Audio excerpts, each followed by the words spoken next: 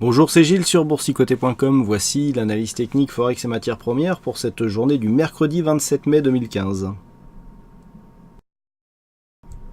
Et donc suite à la rupture du support ici oblique, eh bien nous sommes toujours dans la même perspective avec un mouvement très rapide qui nous a conduit ici sur le retracement à 61,8% de Fibonacci. On a eu une tentative ici de cassure donc de cette zone avec donc une attaque ici sur la zone des 1,0836 et puis les cours sont vite remontés et on a continué ici à tester cette zone. Donc pour l'instant on valide donc ce retracement.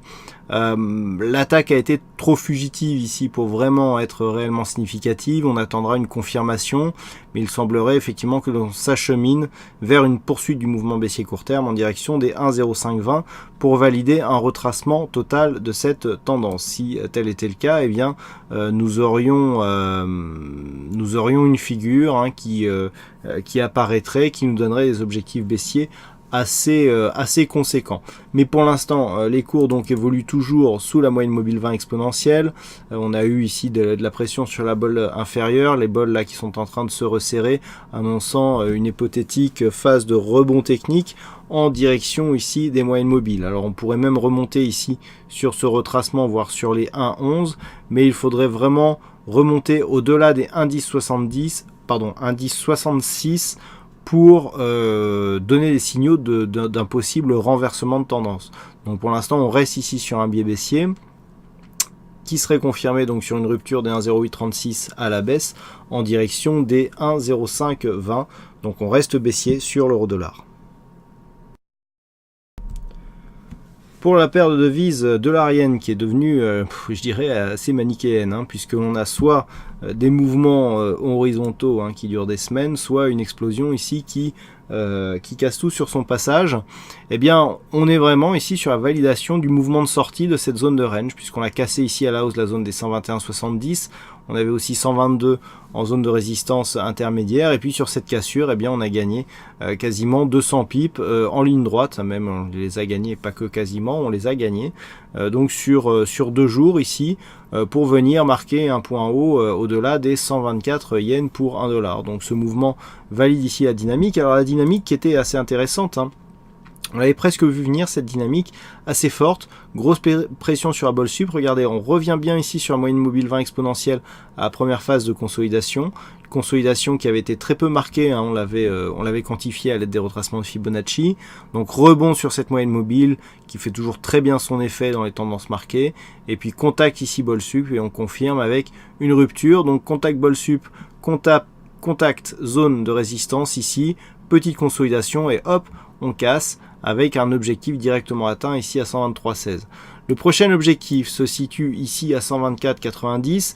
Il s'agit tout simplement d'un report d'amplitude que l'on a entre cette zone de point bas ici 118,57 et la zone de cassure à 121,70. On est même légèrement en dessous.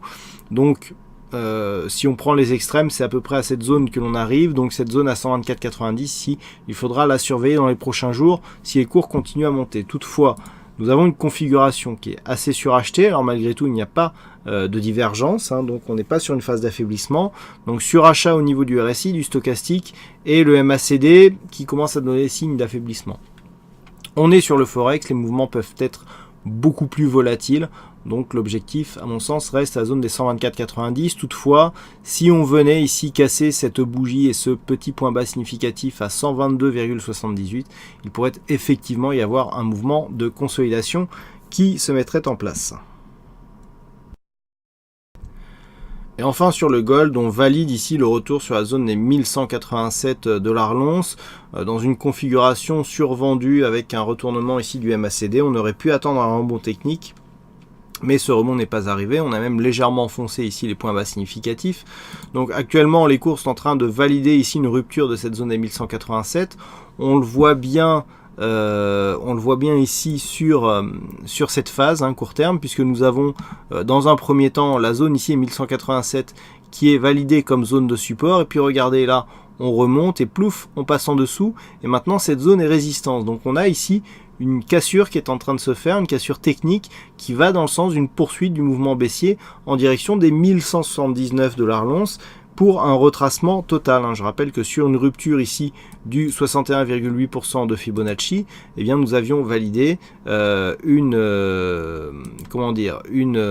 probabilité de revenir sur un retracement total. A priori, d'un point de vue court terme, donc c'est vers cet objectif que nous irions.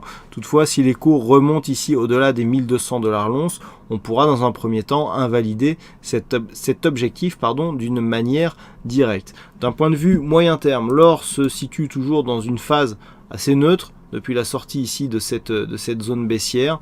On tourne vraiment autour de cette zone des 1187 $ l'once, qui est une zone centrale actuellement après avoir été une zone majeure. C'est une zone centrale par rapport à l'évolution de l'or actuellement.